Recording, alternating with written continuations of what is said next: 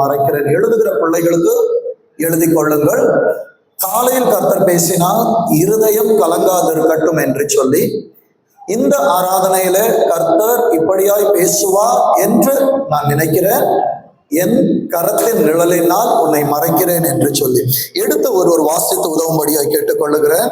ஏசாயா 51வது அதிகாரம், ஏசாயா 51வது அதிகாரம் 16வது வசனத்தை வாசிக்கும்படியாய் கேட்கிறேன். நான் வானத்தை நிலைப்படுத்தி பூமியை அஸ்திபாரப்படுத்தி. என் அன்பு தேவப்பிள்ளையே, இதிலும் ஒரு சத்தியம் இருக்கிறது. வேதத்தை ஆண்டவர் துவங்குகிற நேரத்தில் என்ன வசனத்தோடு துவங்குகிறார் சொல்லுங்க பார்ப்போம்.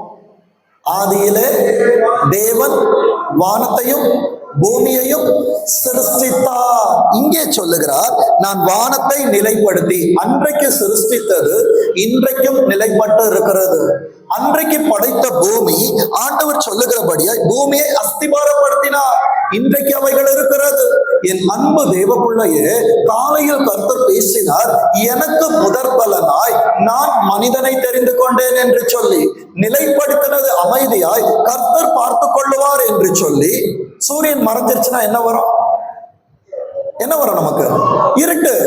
என் அன்பு தேவப்பிள்ளையே, ஆனால் நமக்கு தெரியணும், என் நீதியின் சூரியன் இந்த உலகத்துக்கே இன்னைக்கு மறைஞ்சுதான் நாளைக்கு என் வாழ்க்கையில சூரியன் வந்துடும், ஒளி வந்துடும் நம்பிக்கை இருக்கு. தேவனால் படைக்கப்பட்ட தேவ பிள்ளையே, அவர் கையினால் அவர் உன்னை மறைத்து வைத்திருக்கிறார். அவர் உன்னை ஒதுக்கி வைக்கவில்லை. மறுபடியும் சொல்லுகிறேன், தமது கரத்தினால் உன்னை மறைத்தாரே தவிர உன்னை அவர் சூழ்நிலைகளின் கரங்களிலே ஒப்பு கொடுக்கல. உன்னை அவர் விட்டு கொடுக்கவில்லை, அவர் விட்டு கொடுக்கவும் மாட்டார். எத்தனை பேர் விசுவாசிக்கிறீங்க? அன்றைக்கு நிலைப்படுத்தின வானமும் பூமியும் இருக்கிறது என்றால், வானத்திற்கும் பூமிக்கும் ஒரு வார்த்தை உண்டு.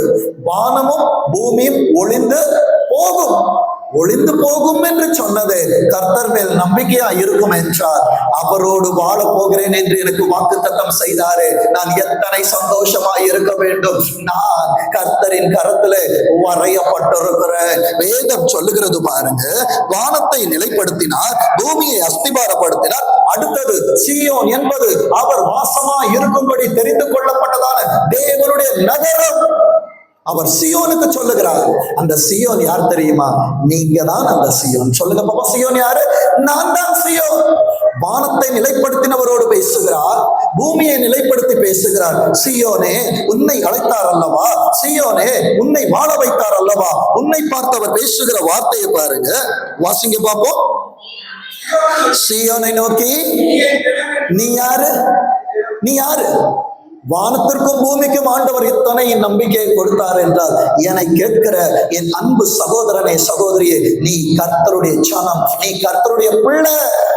வேதம் சொல்லுகிறது, நீ கர்த்தருடைய கரத்தில் இருப்பாய் என்றால் உன்னை சத்துரு வாங்கி கொள்ள நினைப்பார், ஆனால் ஆண்டவர் கொடுக்க மாட்டார். உன் பார்வைக்கு எப்படி இருக்கும் தெரியுமா? உன் வாழ்க்கை முடிந்து போனது, உனக்கு உண்டான எல்லாம் இழந்து போனது போல் இருக்கும்.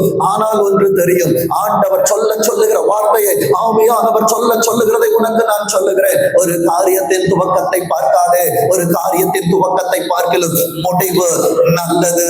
சொல்லுங்க பாப்போம். ஆண்டவரே, இந்த மாசத்தை தொடங்குற அநேகர் நல்லா இருக்கிறாங்க, என் வாழ்க்கையில் எதிர்பார்த்த காரியங்கள் நடக்கல, என் வாழ்க்கை போராட்டத்தோடு இருக்கிறது, என் வாழ்க்கை பலவீனப்பட்டு இருக்கிறது என்று சொல்லுகிற தெய்வமுள்ளையே, இந்த மாதம் முடிவதற்கு முன்பாக கர்த்தருடைய அதிசயத்தை பார்க்க போகிறாய். 9வது மாதத்தின் துவக்கத்தை இப்பொழுதே சொல்லுகிறேன், கர்த்தர் அதிசயங்களை செய்வார் என்று வேதம் சொல்லுகிறது பாருங்க. நீ என் ஜனம் என்றும் சொல்லுவதற்காக வானத்துக்கிட்ட ஆண்டவர் வார்த்தையை வைக்கவில்லை. வானத்தை பார்த்து ஆண்டவர் சொன்னார், பூமியை பார்த்து சொன்னார். வானமும் ஒளிஞ்சு போயிரும், பூமியும் ஒளிஞ்சு போயிரும், என் வார்த்தைகள் ஒளியாது. ஆனால் உன்னை ஜனம் என்று ஏற்படுத்தினாரே அந்த ஆண்டவர் வாங்கிட்ட என்னத்தை வைக்கிறாங்க தெரியுமா? இன்றைக்கு ஒன்றுமில்லை என்று வந்திருக்கிறார், வெறுமையாய் வந்திருக்கிறாய், கைவிடப்பட்டு வந்திருக்கிறாய், நெருக்கப்பட்டு வந்திருக்கிறாய், நொறுக்கப்பட்டு வந்திருக்கிறாய், ஒன்றும் இல்லை என்று சொல்லி வந்திருக்கிறாய்.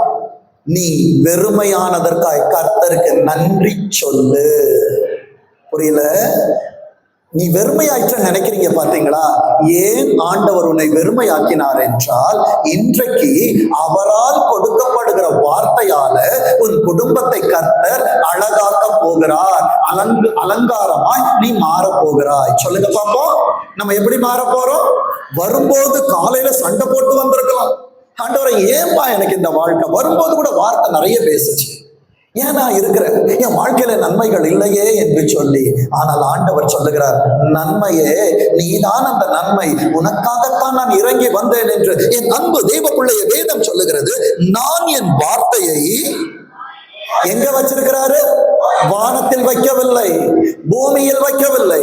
ஆண்டவர் வார்த்தையை எங்கே வைத்தார்? இப்ப சபை சொல்லுங்க, ஆண்டவர் வார்த்தை எங்க வச்சிருக்காங்க? எங்க? யார் வாயில? என் வாயில் வைத்தார். அப்ப என் வாயில் ஆண்டவர் வார்த்தைகளை வைத்திருக்கிறார் என்றார். எசேக்கியேலே 3வது அதிகாரம் எடுக்க வேண்டாம், நேரம் இல்லாதபடினாலே கடந்து போகிறேன். 3வது அதிகாரத்திலே உனக்காக அவர் புலம்பல்களை அனுப்பினார், உனக்காக ஐயோ என்கிற காரியத்தை அனுப்பின நேரத்திலே அதை உட்கொண்டாய் அல்லவா? என் அன்பு தேவ பிள்ளையே, எரேமியா 15:16 சொல்லுவது போல உமது வார்த்தைகள் கிடைத்த உடனே அவைகளை உட்கொள்ளுகிற கேள்வி கேட்க கூடாது. எசேக்கியேல் உட்கொண்டான். உட்கொண்ட நேரத்தில் அவன் குடல்களுக்கு அது ஆரோக்கியத்தை கொண்டு வந்தது. இன்றைக்கு கர்த்தருடைய வார்த்தையை உன் வாயில் வைக்கிறார் என்றால், ஏசப்பா நீங்க எதை கொடுத்தாலும் நான் அப்படியே சாப்பிடுறேன்ப்பா, அது அப்படியே நான் எடுத்துக்கொள்றேன், எழுதி வைத்துக்கொள். கர்த்தரிடத்தில் கேள்விகள் கேட்காதபடிக்கு, கர்த்தர் யார் என்று சொல்லாதபடிக்கு, அவர் சொல்லுவதை உண்மையாய் செய்வாய் என்றால் கொஞ்சத்தில் உண்மை உள்ளவன். அப்ப இப்ப எத்தனை பேர் சொல்ல முடியும்? இந்த மாசம் முடிகிறதுக்குள்ள அநேக அதிகாரங்கள் என் கையில் வரப்போகிறது. அதிகாரம் வேண்டும் என்று சொல்லுகிற தேவ பிள்ளைகள் எல்லாருமே வலது கரத்தை உயர்த்தி, இந்த கரத்துல கர்த்தர் அநேக அதிகாரங்களை கொடுக்க போகிறார். அந்த அதிகாரம் என்ன தெரியுமா? 66 ஆகமம் என்கிற வேதத்தை உன் கரத்தில் வைத்திருக்கிறாய் தேவ பிள்ளையே. அதிகாரத்திற்காக மனிதன் முன்பாக மண்டி இடாதே, கர்த்தர் முன்பாக கேட்டுப்பார், உன்னை அதிகாரியாக்குவார். வேதம் சொல்லுகிறது பாருங்க, நான் என் வார்த்தையை உன் வாயிலே அருளி கரத்தின் நிழலினால். அப்பா வெளியே போற வெயிலோட தாக்கம் பயங்கரமா இருக்குது. ஏசப்பா சொல்றாங்க, நீ தீயில் நடந்து போனாலும் உனக்காய் நான் அங்கே வருவேன், பாதாளத்தில் படுக்கை போட்டாலும் என் கரம் உன்னை அங்கே தொடர்ந்து பிடிக்கும் என்று ஆண்டவர் சொல்லுகிறாரு. ஏசப்பா என்ன பாக்குறாங்களா? ஏசப்பா என்கிட்ட பேசுவாங்களா? ஏசப்பாக்கு என் இருதயத்துல இருக்கிறது எல்லாம் தெரியுமான்னு கேட்கிறீங்களா? நிச்சயமாய் சொல்லுகிறேன், கர்த்தர் உன்னை விட்டு விலகவும் இல்லை, உன்னை கைவிடவும் இல்லை. ஆனா நடக்கிற காரியங்கள் எல்லாம் எப்படி இருக்கு தெரியுமா? வாசிங்க பார்ப்போம். 17வது வசனத்தை வாசிங்க. எழும்பு எழும்பு. ஏன் ஆண்டவர் என்ன 2 முறை எழுப்புகிறார்? எலியாவே, உனக்கு முதலாவது வார்த்தை வந்தது, தூதன் உன் தலைமாட்டில் வந்து தண்ணி எல்லாத்தையும் வச்சுட்டு போனா, நீ எழுந்த, சாப்பிட்டுட்ட, திரும்பி படுத்துட்ட. ஏன்னா ஆண்டவரே 1ஆம் தேதி வாக்குத்தத்தத்தை கேட்கிற நேரத்துல ஏற்ற காலத்துல மழையை பெய்ய பண்ணுவேன்னு சொன்னீங்க, இன்னும் என் வாழ்க்கையில மழை வரலப்பா, சோர்ந்து போய் படுத்துட்டேன். 2வது முறையும் எலியாவே, உனக்கு வார்த்தை வருகிறது, நீ போக வேண்டிய தூரம் எவ்வளவு தூரம் இருக்கு? உன் வாழ்க்கை இன்னும் முடியல, உன் தொழில் இன்னும் முடியல. கர்த்தர் உன்னை இந்த உலகத்தில் வைத்த நோக்கங்கள் இன்னும் நிறைவேறவில்லை. துன்பத்தை கண்ட வருஷங்கள் உண்டு, நீ பாடுகளை பார்த்த நாட்கள் உண்டு. அதற்கு சரியாய் கர்த்தர் உன்னை மகிழ்ச்சியாக்க வேண்டுமே. சங்கீதம் 90:15 சொல்லப்பட்ட வார்த்தைகள் அதுதானே. ஆண்டவரே, என்னை சரியாய் மகிழ்ச்சியாக்கும். ஆண்டவரே, கர்த்தர் நீதி உள்ள நியாயாதிபதி. நீ துக்கத்தை கண்ட நாட்களுக்கு சரியாயான உனக்கான ஆனந்தத்தை அவர் தருகிற தேவன். என் அன்பு தேவ பிள்ளையே, மனிதன் மாறுவான், கர்த்தர் மாற மாட்டார். வேதம் சொல்லுகிற வார்த்தை பாருங்க, எழும்பு எழும்பு, கர்த்தருடைய உக்கிரகத்தின் பாத்திரத்தின் அவர் கையில் வாங்கி குடித்த எருசலேமே எழுந்து நில். இவ்வளவு நேரம் நம்ம பார்வை அப்படித்தானே இருந்துச்சு. ஏசப்பா என் மேல கோபமா இருந்தாங்க, என் வாழ்க்கையில் எல்லாமே. ஏசப்பா கோபப்பட்ட நம்ம இருக்கவே மாட்டோம். அவர் அன்பாய் இருக்கிறார், அவர் சமாதானக்காரனராய் இருக்கிறார். கிருபையின் காலத்தில் வாழுகிறோம், கிருபையை தருகிறார், நன்மையை தருகிறார், என்னை வாழ வைக்கிறார், எனக்கான காரியத்தை செய்கிற நல்ல தகப்பனாய் பெற்றிருக்கிற தேவ பிள்ளையே, அவர் உன்னை மறுக்கவும் மாட்டார். உன்னை அவர் என்ன பண்ண மாட்டாரு? வேண்டாம் என்று வெறுக்கிற தேவன் அல்ல, அவர் உன்னை கரத்தினால் மறைக்கிற தேவன். அவர் சில நேரத்துல மறைச்சிருக்கிறனால என்ன ஆகுது தெரியுமா? ஏசப்பா, என் வாழ்க்கையில நிறைய பிரச்சனை. ஷாத்ராக், மேஷாக், ஆபேத் நேகுவோட வாழ்க்கையில அவங்களும் அப்படிதான் சொன்னாங்க. ஏசப்பா, நாங்க அவன் சொன்னதான காரியத்தை ஆராதிக்கல, நேபுகாத்நேச்சார் சொன்னதை உங்களை ஆராதிக்கணும்னு நினைச்சோம். எங்களுக்கு அக்கினிச்சூளை எத்தனை மடங்கு அதிகமாச்சு? 7 மடங்கு. அப்பா, 6 நாட்கள் நான் இந்த உலகத்தில் இருந்தாலும் உம்மை பாடுகிறேன், உம்மை துதிக்கிறேன், உம்மை நினைக்கிறேன், உமக்காக வாழ நினைக்கிறேன். என் வாழ்க்கையில் பிரச்சனைகள் ஏராளம் பெருகுகிறது என்றால் ஆண்டவர் உன்னை பார்த்து சொல்வார், மகனே மகளே, நேபுகாத்நேச்சார் கிட்ட கேளு, அவர்கள் தீக்குள் போவதற்கு முன்பாக அவர்களுக்காய் வந்தது நான் அல்லவா? உன் பிரச்சனைகளுக்கு நீ போவதற்கு முன்பாக அங்கேயும் நான் இருக்கிறேன். விசுவாசிக்கிறீங்களா? ஆண்டவரே, என் கையில ட்ரிப்ஸ் ஏறுது. அது உனக்கு ஏறதுக்கு முன்னால அதை டேஸ்ட் பார்த்துட்டு தான், நீ படுக்க போற பெட்ல படுத்துட்டு தான் உனக்கு நான் அதை அனுமதிச்சேன். ஏன் தெரியுமா? என் அன்பு தேவ பிள்ளையே, உலகம் பார்க்கிற நேரத்தில் நீ விழுந்தது போல் தெரியும், ஆனால் ஆண்டவருடைய கண்களுக்கு நீ எழுந்து நிற்பது தெரிந்தபடி நான் சொல்லுகிறார், எழும்பு எழும்பு சீயோனே என்று சொல்லி வேதம் சொல்லுகிற வார்த்தையை பாருங்க. தத்தளிக்க செய்யும் பாத்திரத்தின் வண்டல்களை உறிஞ்சி குடிச்சிருக்கோம். ஏன் தெரியுமா? ஆண்டவரே, என் குடும்பத்திற்காக கஷ்டப்படுறேன், என் நண்பர்களுக்காக காரியங்களை செய்கிறேன், ஆனா நன்மைக்கு பதிலாய் தீமை வந்தது என்று சொல்லுகிறாயா? என் அன்பு தேவ பிள்ளையே, என் ஆண்டவருடைய சித்தத்திலும் திட்டத்திலும் தீமை இருக்காது. அவர் நன்மையை செய்ய உன்னை அழைத்து கொண்டு வந்தார். அடுத்த வார்த்தை சொல்லுகிறது பாருங்க, 18 வாசிங்க. அவள் பெற்ற புத்திரர் எல்லாரிலும் என் அன்பு தெய்வ பிள்ளை அவளை நடத்துவார் ஒருவரும் இல்லை. என் அன்பு தெய்வ பிள்ளைய, யாக்கோபை குறித்து ஆண்டவர் சொல்லும் பொழுது சொல்லுகிறார், அவர் ஒருவரே அவனை நடத்தினார், வேறு யாரும் அவன் கூட இல்லை. என் அன்பு தேவ பிள்ளையே, இந்த தனிமையை இன்றைக்கு நீ பார்க்கிறாய் என்றால் உனக்கு இயேசு கிறிஸ்துவின் நாமத்தினாலே ஒரு நற்செய்தியை எனக்கு சொல்ல முடியும். சேஃபஸ்ட் பிளேஸ் எது தெரியுமா? கொண்டு போய் ஒளித்து வைக்கிற இடம். அந்த ஒளித்து வைக்கிற இடங்கள் வருகிறதான நேரத்திலே மோசேயே உன்னை அந்த இதுக்குள்ளாக வைத்து நாணல் பெட்டியில வச்சு மூடும் போது உனக்கு கஷ்டம். என் அன்பு தேவ பிள்ளையே, கொஞ்ச நேரம் அமைதியாயிரு. கர்த்தர் பார்வோனின் குமாரத்தை அனுப்பினது உண்மை உண்டானால் இன்றைக்கு எந்த சூழ்நிலையிலே நீ சிறைப்பட்டு இருக்கிறாயோ, இன்னும் கொஞ்ச நேரத்துல உனக்கான கதவு திறக்கப்படும். மோசேக்காக ஒரு பார்வோனின் குமாரத்தி வருவான் என்றால் உனக்காக பரலோக தேவன் வருவார், உன்னை கையில் எடுப்பார். அவரை பார்த்து அழுதுரு. மோசே அழுத உடனே அவன் மனசுல இறக்க வந்துருச்சு. உன் கண்ணீரை பார்த்துட்டாருன்னா அப்பாவால இருக்கவே முடியாது, அவர் இறங்கி வந்துட்டாரு. எத்தனை பேர் அனுபவிக்கிறீங்க?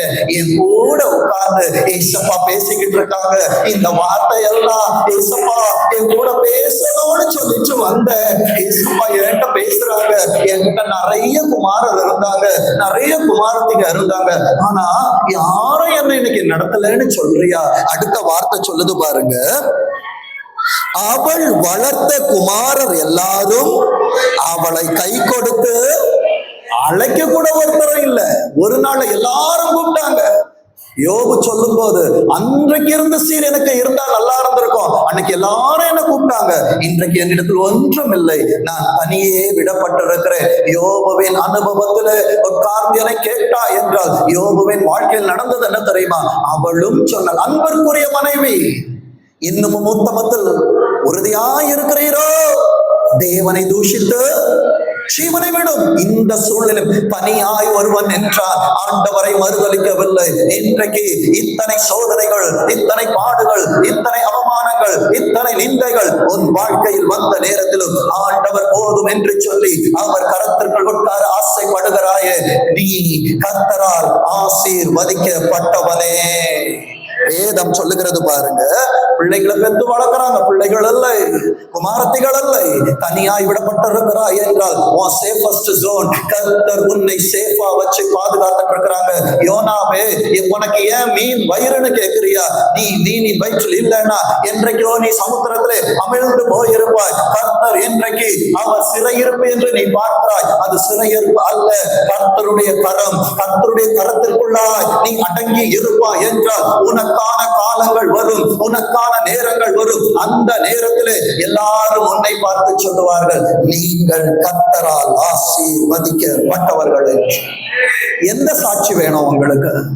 மனுஷன் தூக்குனான்னா அவன் உயரத்துக்கு தூக்கி வைப்பான். ஏசப்பா தூக்குனாங்கன்னா அவங்க உயரத்துக்கு தூக்குவாங்க. எந்த உயரத்தை பார்க்க விரும்புகிற சபைய என்னை கேட்கிற அன்பு சகோதரா சகோதரி, நீ எங்கே இருந்து வார்த்தைகளை கேட்டாலும் நான் தாழ போகிறேன் என்று சொல்லாதே, கர்த்தருடைய கரத்தை நான் உயர போகிறேன் என்று சொல்லு. வேதம் சொல்லுகிற வார்த்தைகளை பாருங்க. 19வது வசனத்தை வாசிங்க பார்ப்போம். இவ்விரண்டும் உனக்கு சம்பவித்தது. என் அனுபவத்தோடு நான் பேசுகிறேன். இந்த அனுபவத்தில் உட்கார்ந்திருக்கிற பிள்ளைகள் உண்டு. நம்பினவர்கள் உன்னை கைவிட்டார்கள். உங்களோடு கடைசி வரைக்கும் உங்கள் வாழ்க்கை பயணத்திலே கூட வருவேன் என்று சொன்ன எல்லாரும் உங்களை கைவிட்டார்கள். இன்றைக்கு ஆண்டவர் சொல்லுகிறார், இவ்விரண்டும் உனக்கு சம்பவித்தது. அடுத்த வார்த்தை, உனக்கு பரிதபிக்கிறவன் யார்? உனக்காக யாரும் கவலைப்பட மாட்டாங்க. எலியாவே, நீ சூரச்செடி கீழே உட்கார்ந்துட்டா யாராவது எனக்காக கவலைப்படுவாங்கன்னு நினைச்சுனா யாரும் கவலைப்பட மாட்டாங்க. இவன் எப்பொழுது சாவா, இவன் பெயர் எப்பொழுது அழிந்து போகும் என்று சொல்லி வாழுகிற உலகத்தில் வாழ்ந்து கொண்டிருக்கிற தேவ பிள்ளையே, நீ யோனாவை போல ஆமணக்கு செடியை வளர்த்தாலும் சரி, நீதான் முகத்தை வாடலா வைத்திருக்க வேண்டுமே தவிர உனக்காய் பரிதபிக்கிறவர் ஒருவரும் இல்லை, என் ஆண்டவரை தவிர. நீ அழுதா அவர் அழுவாரு, நீ சிரிச்சா அவர் சிரிப்பார். என் அன்பு தேவ பிள்ளையே, உன்னை போலவே உனக்காக வாழுகிற ஒருவர் இருக்கிறார் என்றால் அதுதான் நீயும் நானும் ஆராதிக்கிற ஆண்டவராகிய இயேசு கிறிஸ்து. வேதம் சொல்லுகிறது, உனக்கு பரிதபிக்கிறவன் யார்? உன் வாழ்க்கையில என்னென்ன நடந்ததுன்னு ஏசப்பா சொல்றாங்க பாருங்க, வாசிங்க. பால் கடிப்பும் சங்காரமும் பஞ்சமும் பட்டயமும் வந்தன, இதெல்லாம் உங்க வாழ்க்கையில வந்துச்சு. அவமானம் வந்துச்சு, மனுஷனால கைவிடப்பட்ட, எல்லாரால ஏமாற்றப்பட்ட, துரோகங்களை பார்த்த, ஏன் வாழ்றேன்னு சொன்ன, இதெல்லாம் வந்துச்சு. ஏசப்பா உங்களை கீழே விட்டாங்களா? இது என் பிள்ளை இல்லைன்னு சொன்னாங்களா? என் செல்ல பிள்ளையேன்னு கூப்பிட்டாரு, என் அன்பு பிள்ளையேன்னு கூப்பிட்டாரு. அவர்கிட்ட சொல்லு, அப்பா இன்னும் என்ன நேசிக்கிறீங்களாப்பா, நான் இன்னும் அதிகமாய் நேசிக்கிறேன் என்று சொல்லு. வேதம் சொல்லுகிறது பாருங்க, பட்டயமும் வந்தன, யாரை கொண்டு உனக்கு ஆறுதல் செய்வேன். ஏசப்போட மனசுல பாரம் என்ன இருக்கு தெரியுமா? அப்பா, உன் வாழ்க்கையில பிரச்சனை வந்த உடனே பக்கத்து வீட்டுல போய் கதவை தட்டுற, உறவுகள் கிட்ட போய் உதவிக்கு நிக்கிற, உன் கை ஏந்துகிற கரமாய் பார்க்கவில்லை, உன் கரம் கொடுக்கிற கரமாய் மாற வேண்டும் என்று ஆண்டவர் பேசுகிறார். மறுபடியும் இதை சொல்லுகிற, யாருக்காக ஆண்டவர் சொல்லுகிறார் என்று தெரியல. உன் கை ஏந்துகிற கரமாய் அல்ல, அநேக குடும்பங்களை, உன் தலைமுறையை தாங்குகிற கரமாய் கர்த்தர் மாற்றுகிறார். சொல்லுங்க பாப்போம். ஏந்துகிற கரம் அல்ல, இது தாங்குகிற கரம். வேதம் சொல்லுகிறது பாருங்க, என் அன்பு தேவ பிள்ளைகளை, வேதம் சொல்லுகிறது, அப்பா உனக்காக பரிதபிக்கிறது யாருன்னு கேட்டார்ல, அவருக்கு பதில சொல்லாம இருக்க முடியாது. என் பிள்ளை இந்த ஆகஸ்ட் மாசத்துல என் பிள்ளை வந்து உட்கார்ந்து கேட்பான், அந்த பிள்ளைக்கு நான் என்ன ஆறுதல் சொல்ல போறேன்? இந்த ஆராதனை நான் எப்படி சொல்லுகிறேன் என்றால், இது ஆறுதலின் ஆராதனை. சொல்லுங்க பாப்போம். இந்த ஆராதனை கர்த்தர் எதற்கு வந்தார் என்றால், உனக்கு ஆறுதல் கொடுக்க, உன்னை ஆறுதல் படுத்த, நீ தேடி வந்திருக்கிறதான சமாதானத்தை உனக்கு கொடுக்க. இங்க ஒரு கேள்வி கேட்க, உனக்கு ஆறுதல் படுத்துகிறது யார்? அந்த யார் என்று காண்பித்து தருகிறேன். 22வது வசனத்தை வாசிங்க. எப்படி சொல்றாரு பாருங்க, கர்த்தராகிய உன் ஆண்டவர். சொல்லுங்க பாப்போம். அப்ப உன் என்று சொல்லுகிற இடத்துல எனக்காக ஒருவர் உண்டு. சொல்லுங்க, எனக்காக ஒருவர் உண்டு. வேதம் சொல்லுகிறது, கர்த்தராகிய உன் ஆண்டவரும் தம்முடைய ஜனத்துக்காக என்ன பண்ண போறாரா? அப்ப இப்ப சொல்லுங்க, உங்க கேஸ் ஃபைல் யார்கிட்ட இருக்கு? உங்க கேஸ் ஃபைல் யார்கிட்ட இருக்கு? ஆண்டவருடைய கையில இருக்கு. சொல்லுங்க பாப்போம். என்னுடைய கேஸ் ஃபைல் யார்கிட்ட இருக்கு? ஏசப்பாவுடைய கையில இருக்கு. உங்களுடைய அம்மா பாக்குறாங்க, மாஸ்டர் என் பிள்ளைக்கு கல்யாணம் நடத்தணும், இந்த ஃபைல் யார்கிட்ட இருக்கு? ஆண்டவர் இடத்துல இருக்குது. டீனா பாக்குறா, சாட்சி சொன்ன பாஸ்டர் என் கணவனுடைய ஃபைல் யார்கிட்ட இருக்கு? ஆண்டவருடைய கையில இருக்கு. அந்த ஓரத்துல வந்து பிரகாஷ் பார்க்கிறான். பாஸ்டர் எல்லாருக்கும் சொல்றீங்க, எனக்கு உன் டார்கெட் ஃபைல் அங்க இருக்குது. மனுஷன் கையில தேடாத, மனுஷன் கையில தேடாத. நீ கர்த்தருடைய கையில இருக்கும்போது நீ மனுஷன் கையில தேடக்கூடாது. கர்த்தருடைய கையில தேடிப்பாரு, அந்த ஆசீர்வாதம் இருக்கும். இது வரைக்கும் தப்பான அட்ரஸ்ல தேடிட்ட, இனி ஆண்டவர் உனக்கு அட்ரஸா மாற போறாரு. கர்த்தருடைய வைராக்கியம் உனக்கு இத செய்ய போகுது. நம்ப முடியல. உங்களை விட்டு நான் தூரம் போனப்பா, நீங்க வேண்டாம்னு போனேன், உங்க கூட நான் பேசலப்பா. அன்னைக்கு இருந்த செமையா கிட்ட இன்னைக்கு இல்ல, அன்னைக்கு இருந்த வேத வாசிப்பு இல்ல.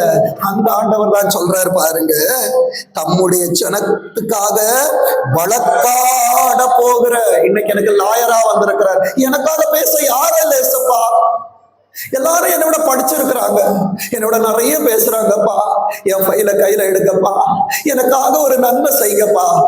அழுது கொண்டு வந்திருக்கிற தேவ பிள்ளைய, தப்பான அட்ரஸ தேடிக்கிட்டு இருந்த சரியான இடத்துல கர்த்தர் உன்னை கொண்டு வந்து வார்த்தைகளை கேட்க வைத்திருக்கிறார் என்றால், தாவீதை கேட்டால் சொல்லுவார், என் காலங்கள் கர்த்தருடைய கரத்தில் இருக்கிறது. எத்தனை பேர் சொல்ல போறீங்க, என்னுடைய டைம் ஏசப்பாட்ட இருக்கு, எனக்கான டைம் வரும்போது என்ன ஆண்டவர் அநேக ஆசீர்வாதங்களுக்கு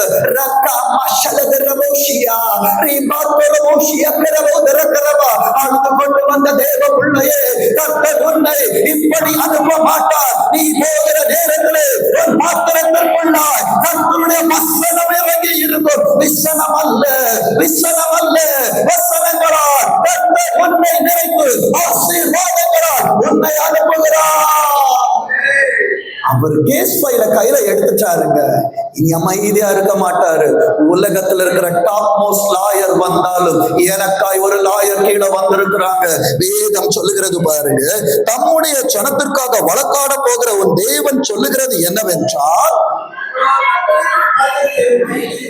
இதோ தத்தளிப்பின் பாத்திரத்தை உன் கையிலிருந்து நீக்கி போடுகிற என் அன்பு தேவ பிள்ளைய, என் வாழ்க்கை என்ன ஆகும், என் தொழில் என்ன ஆகும், என் எதிர்காலம் என்னவாகும், நான் நம்பின காரியம் என்னவாகும் என்று சொல்லி தத்தளிப்போடு வந்திருக்கிற தேவ பிள்ளையே, உன் தத்தளிப்பை கர்த்தர் ஆனந்த கழிப்பாய் இந்த ஆராதனையிலே மாற்றிக் கொண்டிருக்கிறார். அநேக தத்தளிப்பின் பாத்திரங்களை கர்த்தர் கருத்திலிருந்து எடுத்து போட்டுக் கொண்டிருக்கிறார். கரைகளை தட்டி சொல்லு, என்னை தத்தளித்து அல்ல, ஆனந்த கழிப்புள்ளவனாய், ஆனந்த கழிப்புள்ளவனாய் என் ஆண்டவர் மாற்றும்படியாய், இந்த சத்தத்தை கேட்கும்படியாய், என்னை அவருக்கு பிரியமானவராய் ஏற்றுக்கொள்ளும்படியாய் கொண்டு வந்தார். என் அன்பு தெய்வ பிள்ளைய, பரலோகம் உனக்காக திறந்திருக்குது. நீ எப்ப கூப்பிட்டாலும் என் ஆண்டவர் வருவார். எந்த வழக்கை பார்த்து பயப்படுகிறாயோ, எந்த குற்றத்தை பார்த்து பயந்து கொண்டிருக்கிறாயோ, இந்த பாவங்களினை மேற்கொள்ளுமா என்று சொல்லுகிறாய், ஆண்டவர் சொல்லுகிறார், நான் உனக்கு பரிகாரியா இறங்கி வந்தேன் என்று. வேதம் சொல்லுகிற வார்த்தையை பாருங்க, தத்தளிப்பின் பாத்திரத்தை உன் கையிலிருந்து நீக்கி போடுகிற என் அன்பு தேவ பிள்ளைய, இமை பொழுது என் முகத்தை உனக்கு மறைத்து, அந்த கொஞ்ச நேரத்துல ஏசப்போட முகம் தெரியலனா உன் முகம் வாடி போச்சு. நீ வாடுவதை பார்த்து என் ஆண்டவரால் சும்மா இருக்க முடியாது. அவர் இறங்கி வந்துட்டாரு, உனக்கான வார்த்தைகளை கொடுத்து கொண்டிருக்கிறார். வேதம் சொல்லுகிறது பாருங்க, 23வது வசனத்தை வாசிங்க பார்ப்போம். உன்னை நோக்கி நாங்கள் கடந்து போகும்படி குனி என்று சொல்லி, இந்த 8 மாசம் உன குனிய வச்சுட்டாங்க. குனிய வச்சு அப்பா நிமிர முடியல. கர்த்தருடைய வார்த்தை சொல்லுகிறது, உன்னை நிமிர்ந்து நடக்க பண்ணுகிற உன் தேவனாகிய கர்த்தர் நானே. எங்க நிமிர முடியலன்னு நினைக்கிறார்? 18 வருஷமாய் கோனியா இருந்தவளை கர்த்தருடைய ஒரு வார்த்தை நிமிர செய்யும் என்றார். இன்றைக்கு அவரால் கொடுக்கப்படுகிற அநேக வார்த்தைகள் உன்னை தலை நிமிர செய்யும் என்று சொல்லுகிறார்.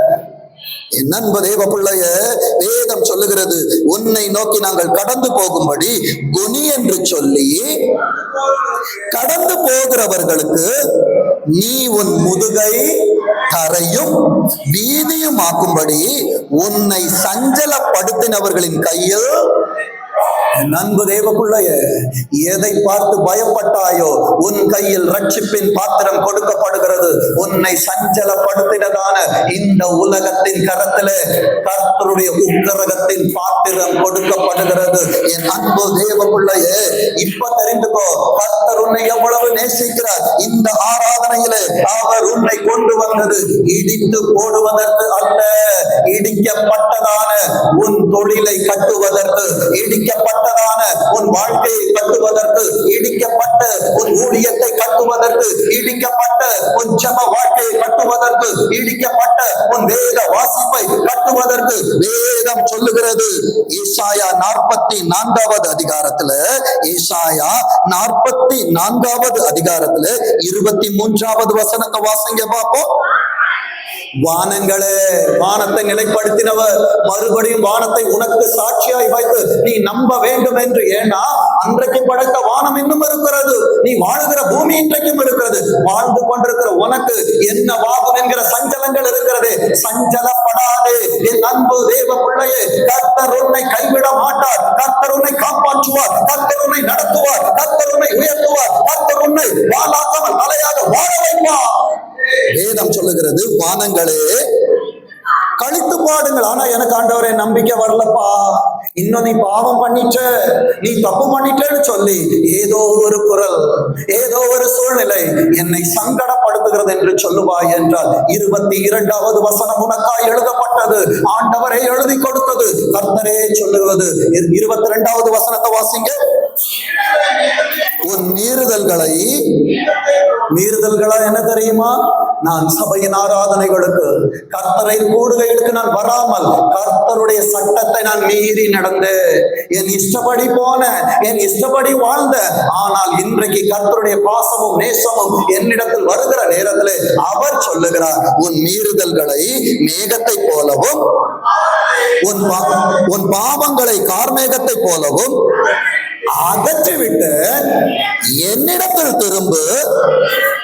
தரத்துல மறைக்கணும்னா ஏசப்பா கிட்ட நீ வரணும். நீ வந்துட்டனா அடுத்த வார்த்தை சொல்லுது, வானங்களே கழித்து பாடுங்கள், கர்த்தர் இதை செய்தார். இன்றைக்கு ஆண்டவர் உன்னை உள்ளே கொண்டு வந்தது. கர்த்தர் இதை செய்தார்.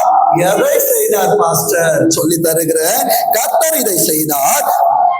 பூதலத்தில் இருக்கிற தாழ்விடம் என்பது ஆழம். என் அன்பு தேவ பிள்ளைய, 9ஆம் மாதத்தின் வாக்கு தத்தத்தை இந்த ஆராதனை சொல்லுகிறேன். அதிசயங்களை காண பண்ணுவேன் என்று சொன்னவர் உன்னை அடையாளத்தை பார்க்க வைப்பார். 9வது மாசத்துல அதிசயங்களை பார்க்க போகிறாய். அடையாளங்களை கர்த்தர் உன் கண்களால் காண வைப்பார். ஏனென்றால் அடையாளங்களை பார்த்தால் அதிசயங்கள் நடக்கும். அதிசயங்கள் நடந்தால் வாக்குத்தத்தங்கள் கிடைக்கும். வாக்குத்தத்தங்கள் கிடைத்தால் கர்த்தரை நான் ஆராதிப்பேன் எக்காலத்திலும். வேதம் சொல்லுகிறது பாருங்க, தாழ்விடங்களே ஆர்ப்பரியுங்கள், பர்வதங்களே காடுகளே காட்டில் உள்ள சகல மரங்களே கம்பீரமாய் முழங்குங்கள். கர்த்தர் உள்ள வரும்போது நீ யாக்கோபு அப்பாவை ஏமாத்தின, அண்ணனை ஏமாத்தின, ஆனா உள்ள வந்துட்டல, அதெல்லாம் நான் நினைக்க மாட்டேன். வேதம் சொல்லுகிறது, கர்த்தர் யாக்கோபை மீட்டு உன்னிலே மகிமைப்படுவார். இஸ்ரவேலாய் உன்னை மாற்றினாரே.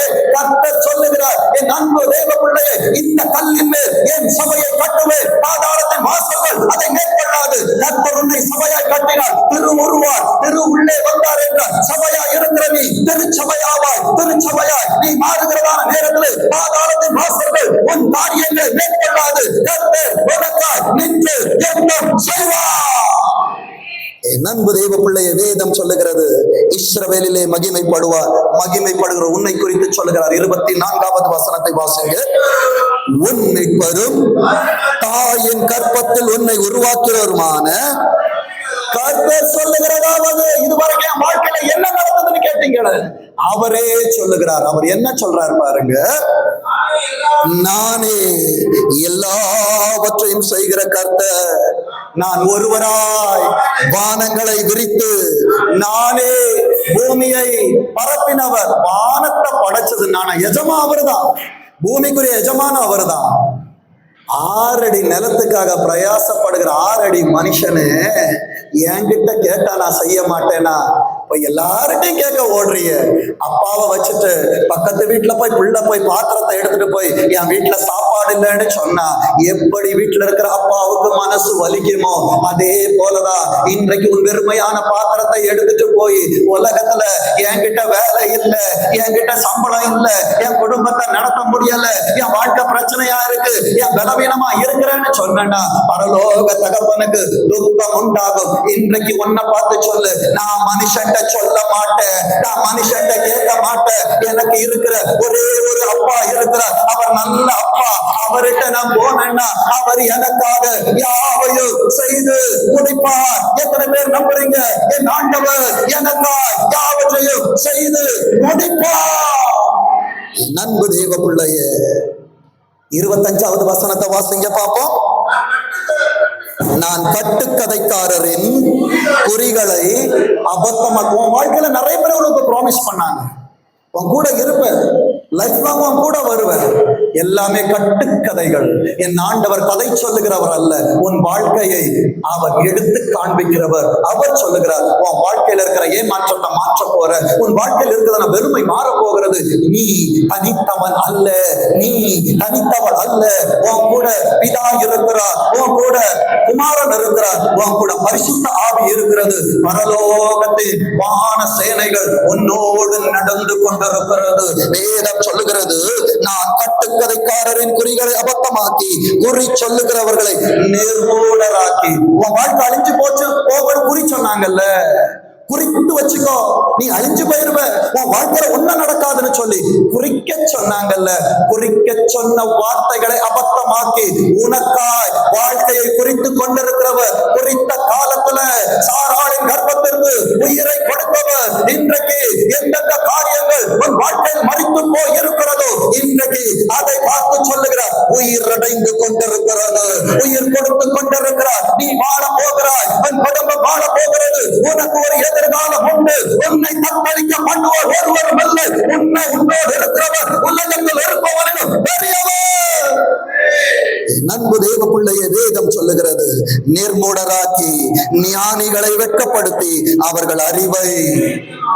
உன்னை பைத்தியம்னு சொன்னாங்களா? கவலைப்படாத, உன்னை பைத்தியம் என்று சொன்னவர்களுக்கு முன்பாக அவர்களை பைத்தியமாக்குகிற தேவனை நீ ஆராதித்துக் கொண்டிருக்கிறார். கர்த்தர் உன்னை நித்தமும் நடத்தி மகா வறட்சியான காலங்களிலே உன் ஆத்துமாவை நினமுள்ளதாக்கி உன்னை நீர்ப்பாய்ச்சலான தோட்டத்தை போல் நடத்துகிற தெய்வத்தை ஆராதிக்கிறாயே. வேதம் சொல்லுகிறது பாருங்க, 26வது வருஷத்துல உட்கார்ந்து இருக்கிறல்ல.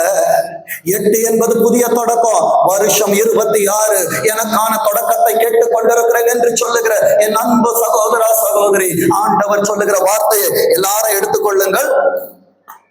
பைபிள்ல 851வது பக்கத்துல இருக்குது. ஏசாயா 44:26 வாசிங்க பாப்போம்.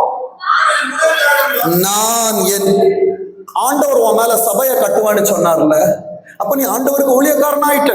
இதெல்லாம் கட்டடம் தான், இதெல்லாம் இடிஞ்சு போயிடும், ஆனால் உன்னை யாரும் இடிக்க முடியாது. நீங்களே அந்த ஆலயம் என்று சொன்னாரு. நான் சபையாய் இருக்கிறேன், என் ஆண்டவர் உள்ளே வருகிற நேரத்தில் நான் திருச்சபை ஆகிறேன், அவரை ஆராதிக்கிற நேரத்தில் அவருக்கான ஊழியக்காரனா என்ன மாறுகிறேன். எத்தனை பேர் சொல்றீங்க, கர்த்தர் என்னை ஊழியக்காரனாய் வைத்திருக்கிறார், என்னை ஊழியக்காரியாய் வைத்திருக்கிறார், அவருக்கான வேலையை நீ செய்வாய் என்றார். வேதம் சொல்லுகிறது, நான் என் ஊழியக்காரரின் வார்த்தையை நிலைப்படுத்தி என் ஸ்தானாதிபதிகளின் ஆலோசனைகளை நிறைவேற்றி குடியேறுவாய். சொல்லுங்க பாப்போம்.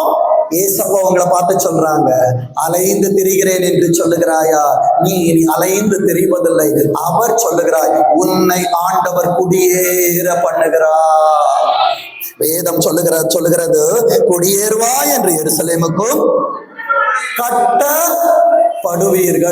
இந்த 8வது மாதத்துல கர்த்தர் என்னை நடத்துகிறார் என்று எத்தனை பேரால் சொல்ல முடியும்? ஆண்டவரின் கரம் என்னை கட்டி கொண்டிருக்கிறது, இதுவரை என்னை கீழே விடல, என்னை அவர் விட்டு கொடுக்கல, சாத்தானுடைய கரத்துல கொடுக்கல, அவர் மனுஷன் கையில என்னை விட்டு கொடுக்கல. என் அன்பு தேவ பிள்ளையே, எல்லாம் இழந்தது போல் இருக்கும், ஆனால் ஒன்றையும் இழக்க விடாத தேவன் உன் வாழ்க்கையிலே சகலவற்றையும் அவர் மேன்மையாய் மாற்றுவார். ஒரு காரியத்தை கேட்கிற, ஆகாப் ராஜாவா இருந்தாலும் அவனுக்கு முன்பாகத்தான் ஆண்டவர் எலியாவை வைத்தாரே தவிர ஆகாபிற்கு பின்பாக எலியாவை கர்த்தர் வைக்கவில்லை. அவன் ரதத்தில் ஓடினான், எலியா கர்த்தரின் கரத்தில் ஓடினான். இப்ப சொல்லுங்க, ரதம் வேண்டுமா, கர்த்தருடைய கரம் வேண்டுமா?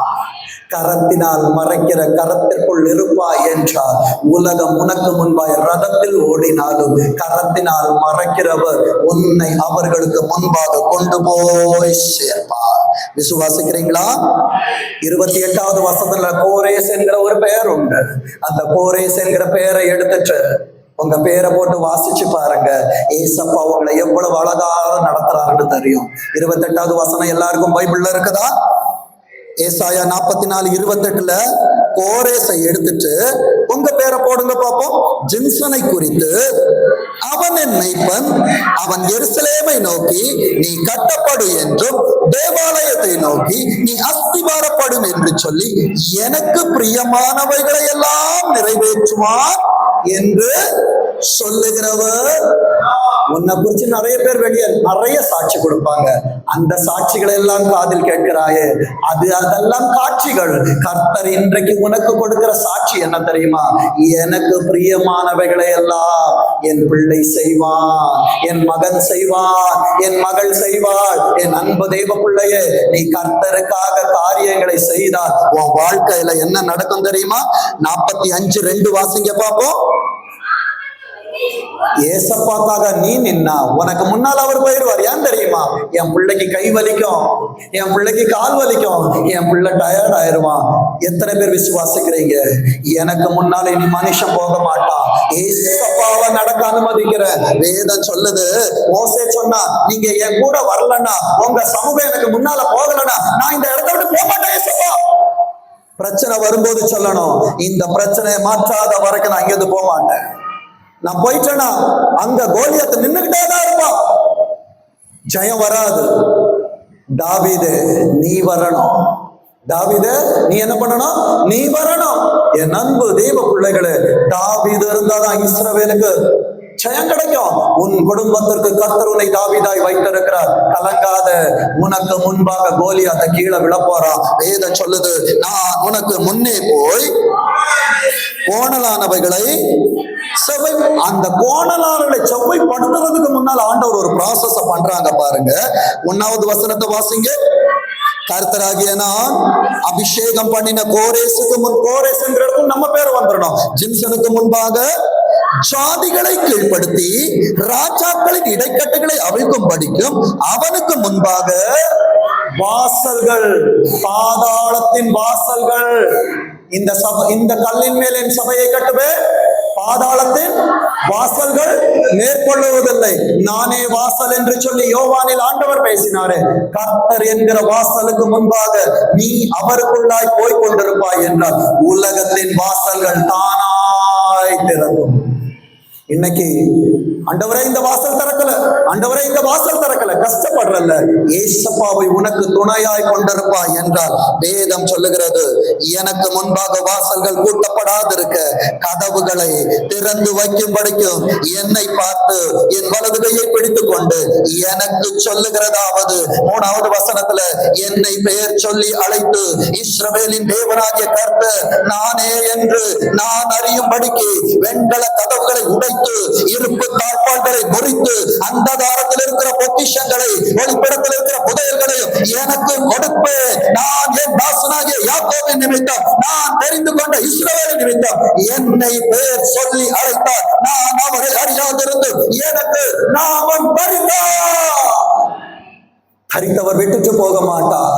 கடைசியாய் வாக்கு தத்தமாய் உன்னை அனுப்புவார். அதே அதிகாரத்துல 19வது வசனத்தை வாசிக்க நாம் முடித்து கடந்து போவோம். 19வது வசனம், 14 வாசிங்க. 14 ஏசாயா 45:14. எகிப்தின் இந்த உலகத்துடைய ஆசாபாசங்களை விரும்பாமல், இந்த நேரத்தை கர்த்தர் கை கொடுத்தா, உன் நேரங்களை கர்த்தர் கை கொடுத்த உனக்கு உன் வலது கையை ஒருத்தர் பிடித்தார் அல்லவா? உனக்கு முன்பாக கதவுகள் கூட்டப்படாதிருக்கும் என்று சொல்லி, இதோ திறந்த வாசலை உனக்கு முன்பாய் வைத்திருக்கிறேன், ஒருவன் அதை கூட்ட மாட்டான் என்று சொல்லி உனக்கு ஆசீர்வாதத்தை தந்தவர் சொல்லுகிறார். எகிப்தின் சம்பாத்தியமும் எத்தியோப்பியாவின் வர்த்தக லாபமும் நெடிய ஆட்களாகிய சபையரின் வர்த்தக லாபமும் உன்னிடத்துக்கு தாண்டி வந்து உன்னுடைய லாபம் சொல்லுங்க, என்னுடைய நான் இழந்ததை எல்லாம் கர்த்தர் எனக்கு அமைக்கி சொல்லிக்கு மணியில் சிறந்த விடப்படியாக அதே கர்த்தர் போட்டு ஆச்சரியப்படுத்த விதமாக ஆண்டவரே இன்றைக்கு இல்லாத அநேக காரியங்கள் இருக்கிறவராகவே இருக்கிறேன் என்று சொல்லுகிறவர் என் வாழ்க்கையில அப்பா அப்பா அப்பா என்று சொல்லி கூப்பிடுகிறேன். என் பிள்ளைகளுடைய வாழ்க்கையில கர்த்தர் செய்வீராக. இன்னைக்கு என்கிட்ட செல்வம் இல்லை ஆண்டவரே, இன்றைக்கு என் கையிலே கனம் இல்லை ஆண்டவரே, இன்றைக்கு என் கையில் புகழ்ச்சி இல்லை. ஏசப்பா சொல்றாங்க, இவைகள் எல்லாம் தாண்டி வந்து உன்னுடையதாகும், அது உன்னுடையதாகும் என்று சொல்லுகிற நேரத்தில் உன்னை குத்தினவர்கள், உன்னை காயப்படுத்தினவர்கள், உன்னை வெறுத்தவர்கள், உன்னை விட்டு தூரம் போனவர்கள் சொல்லுகிற ஒரு நற்செய்தியை உனக்கு சொல்லுகிற அவர் சொல்லுங்க பாப்போம், அவர்கள் உன் பின்னே சென்று விலங்கிடப்பட்டு நடந்து வந்து உன்னுடனே மாத்திர தேவர் இருக்கிறார், உன்னுடனே மாத்திர தேவர் இருக்கிறார் என்று அவரை அல்லாமல் வேறு தேவன் இல்லை என்றும் சொல்லி உன்னை பணிந்து கொண்டு உன்னை நோக்கி விண்ணப்பம் பண்ணுவார்கள் என்று கர்த்தர் சொல்லுகிறார். கர்த்தர் சொல்லுகிறார், என் அன்பு தேவ பிள்ளையே, அவர் சொன்னார் செய்வார், செய்யாத ஒன்றை அவர் சொல்ல மாட்டார். என் ஆண்டவர் உன்னை கொண்டு அவர் அந்தரங்களை அசைக்க போகிறார். கடைசியாக ஒரு வார்த்தை ஏசப்பா முடிக்க விடல, கடைசி இன்னொரு ஒரு ஆசீர்வாதத்தோடு கடந்து போங்க. அதே அதிகாரத்துல 24வது வசனத்தை வாசிங்க. கர்த்தரிடத்தில் மாத்திரம் நீதியும் வல்லமையும் உண்டென்று அவன் சொல்லி அவரிடத்தில் வந்து சேருவார். அவருக்கு விரோதமாய் எரிச்சல் கொண்டிருக்கிற யாவரும் வெட்கப்படுவார்கள். என் அன்பு தேவ பிள்ளையே, கர்த்தர் இன்னும் சொல்லுகிறார் 22வது வசனத்துல, பூமியின் எல்லை எங்கும் உள்ளவர்களே என்னை நோக்கி பாருங்கள், அப்பொழுது ரட்சிக்கப்படுவீர்கள். நானே தேவன், வேறொருவரும் இல்லை, ஆனால் தெய்வம் அல்ல, கர்த்தரே தேவன், கர்த்தரே தேவன், என் ஆண்டவர் உன்னோடு இருக்கிறார் என்றார். என் அன்பு தேவ பிள்ளையே, அவர் உன்னை நடத்துவார். நடத்தப்படுவதற்கு நீ செய்ய வேண்டியது சங்கீதம் 23 அடையாளமாய் அதே அதிகாரத்திலே 23வது வசனம் சொல்லுகிறது, முழங்கால் யாவும் எனக்கு முன்பாக இத மாத்திரம்தான் நீங்க செய்யணும். முழங்கால் யாவும் எனக்கு முன்பாக முடங்கும், நாவு யாவும் என்னை முன்னிட்டு ஆணையிடும் என்று நான் என்னை கொண்டு ஆணையிட்டு இருக்கிற இந்த நீதியான வார்த்தை என் வாயிலிருந்து சொல்லுங்க பாப்போம். இது நான் தெரியாதது, நான் அறியாதது, எனக்கு ஆண்டவர் மறைத்து வைத்தது.